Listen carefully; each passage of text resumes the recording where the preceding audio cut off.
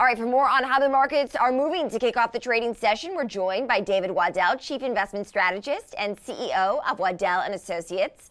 David, Morning. It's great to have you with us this morning. Good morning to you. So these jobless numbers coming in better than what economists expected, but actually ticking up from the previous week's 736,000 to come in this latest week at 745,000. Yet we still see that COVID cases are declining.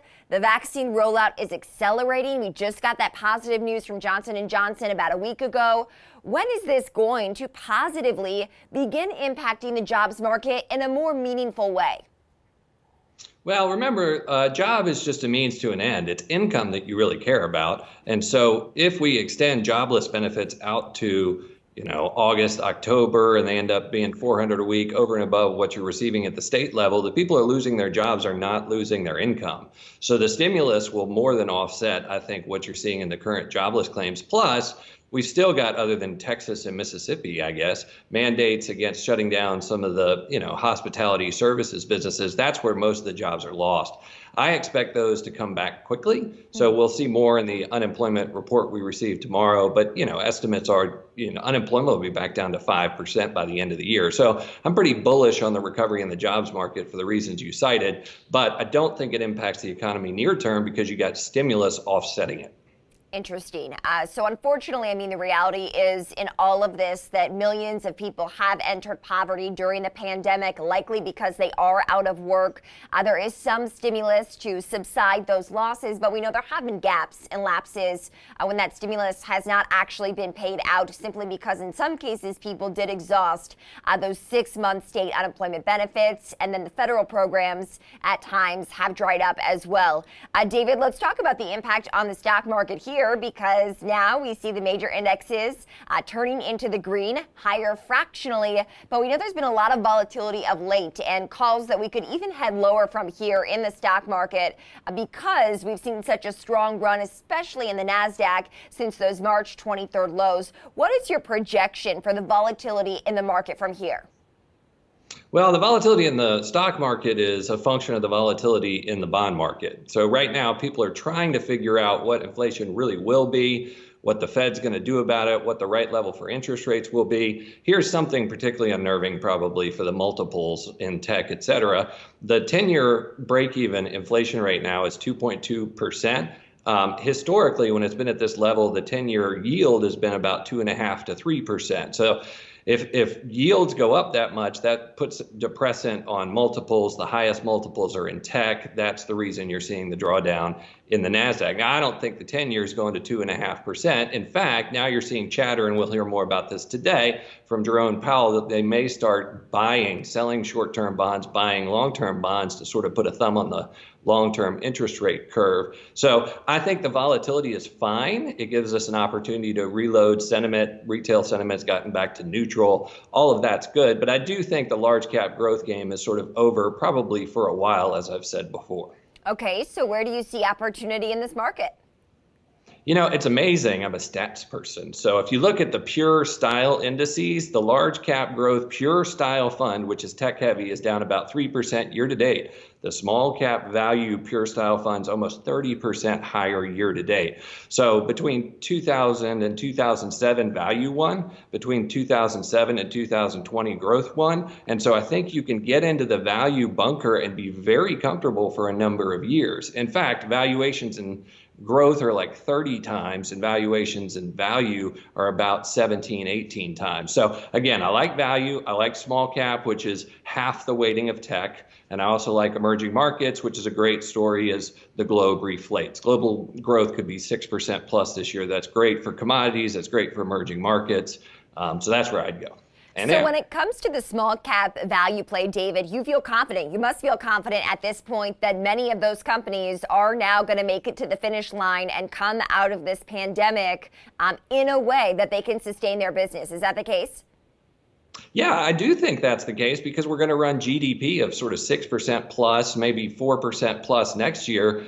the earnings in the small cap indice by the end of the year could be at record highs. So yes, in the early part of that economic cycle, and that's where we are, you want to own the small caps because the leverage to that GDP growth is higher down the cap spectrum. So that trade's going to work for a while. And by the way, it's been forgotten for years as small caps have underperformed. So it's been a dramatic move off the bottom, but I think it continues. Let's talk about the IPO market. It had been hot all of last year, a record year for IPOs. Then we got Oscar Health, another unicorn debuting yesterday, lost about 10% in its market debut and was down about 1% pre-market as well. Do you think that that is a stock-specific story as it relates to Oscar Health that is tied to Obamacare? Or do you think it is perhaps an indication of a cooling that could come in the IPO market? I mean, I love the fact that Buzz just went public today, right? Which is, I guess, the Dave Portnoy ETF that triggers off of chat rooms and social media, et cetera. That's just endemic of sort of the end of a cycle, not the beginning of a cycle. And so if you look at, there is an IPO index that trades. It's the Renaissance IPO ETF. The valuation on that is 69 times earnings. And so if you have concerns about valuations and the market's rotating out of high valuation stuff into low valuation stuff, then the IPO market, gets sold off. And I think that ETF's down 10% in the last month or so. So to me, it's part of a larger story, which is the rotation away from high valuation, high multiple stocks into low valuation, low multiple stocks, really being driven by the recovery in inflation expectations and the increase in interest rates. In terms of Buzz and some of these other ETFs that exist that do try to capture the essence of the retail trader, David, do you see opportunity there? Well, I mean, we're getting ready to get another big stimulus check. So I don't think the retail trader is going away. I mean, my daughter talks about it more than ever, and she's 14. So I think this will continue for a while. But the trading game is hard, and she's learning that. We talk about it in the car on the way to school. It's a zero-sum game. Some win, some lose. And so it'll be fun for a while, and there'll be some big winners. But as people amass bigger losses, the recovery gains have to be that much greater. So that trend will peter out, but it's being refueled with $1,400 stimulus checks that are going to be in the mail sometime here around March 14th.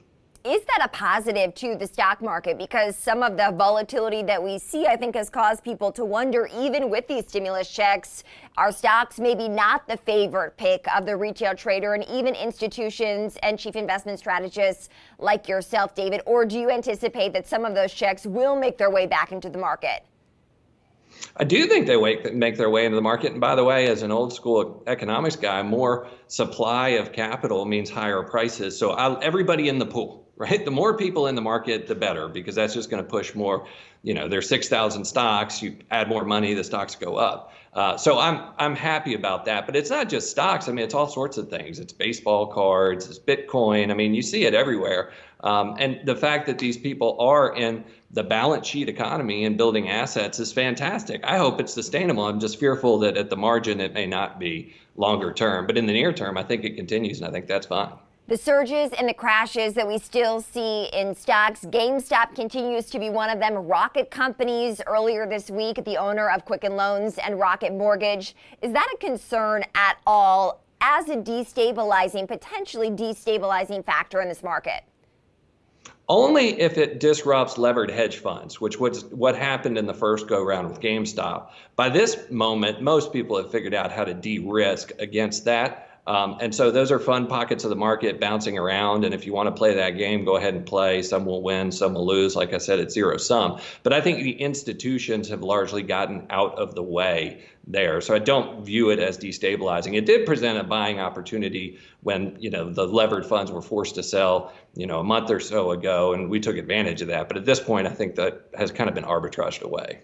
All right, David, we got to leave it there. It's great to get your take. That's David Waddell, Chief Investment Strategist and CEO of Waddell & Associates, as the market has now climbed solidly higher.